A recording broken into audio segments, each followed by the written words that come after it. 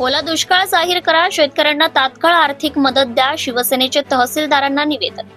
रिसोड तालुक्यातील शेतकऱ्यांच्या अतिवृष्टीमुळे झालेल्या प्रचंड नुकसानीच्या पार्श्वभूमीवर शिवसेना उद्धव बाळासाहेब ठाकरे पक्षाच्या वतीने तहसीलदार प्रतीक्षा तेजनकर यांना निवेदन देण्यात आले।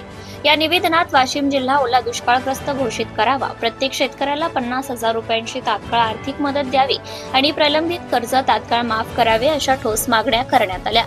शिवसेनेच्या निवेदनात नमूद करण्यात आले की अतिवृष्टीमुळे तालुक्यातील सोयाबीन, कापूस, मका, तूर, हरभरा या सर्व पिकांचं मोठ्या प्रमाणावर नुकसान झालं असून अनेक ठिकाणी पिके जमीनदोस्त झाली आहेत। काही भागात पाण्यामुळे शेतजमिनीवर पिके मुळासकट नष्ट झाली आहेत, तर याशिवाय शेतकऱ्यांची घरे, जनावरे, गोठे, धान्य साठा तसेच शेतीसाठी लागणारी साधनेही पुरामुळे वाहून गेल्याने शेतकरी आर्थिकदृष्ट्या उद्ध्वस्त झाला आहे। प्रशासनाकडून अद्याप कोणतीही ठोस मदत न मिळाल्याने शेतकरी हतबल आणि मानसिक तणावाखाली असल्याचं निवेदनात नमूद करण्यात आले।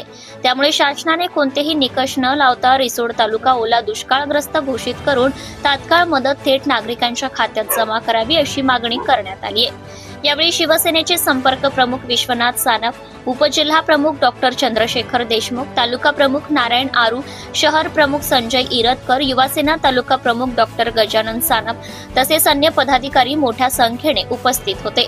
निवेदनास पोलीस प्रशासनाच्या वतीने गांगवे आणि इंगळे उपस्थित होते। वेळेत मदत न मिळाल्यास शिवसेना तीव्र आंदोलनाचा इशारा यावेळी देण्यात आला आहे। जनता टाइम्स जटा टीव्ही चॅनलसाठी वाशिम जिल्हा प्रतिनिधी Atmaram Jadhav. Subscribe now and press the bell icon. Never miss an update.